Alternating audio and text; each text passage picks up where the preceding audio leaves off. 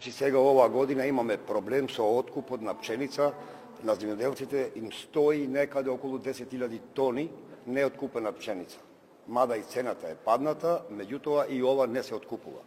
И бараме помош од Министерството, тоа значи да се забрани увоз на пшеница, да може да се откупи нашата пшеница.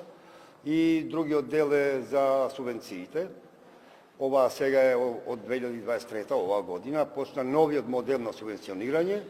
Ќе видиме како ќе излеземе на крај. Тоа е 30% од напред дадени аванс, така рече министерот. Еве се идбата е во тек, на пшенка, на други култури. Тие 30% не се даени. Прво и второ, нафтата, јас ќе кажам за мојата општина, каде што јас живеам, 30.000 жители, даени се само 187 картички за нафта. Значи, закасниле од сите страни.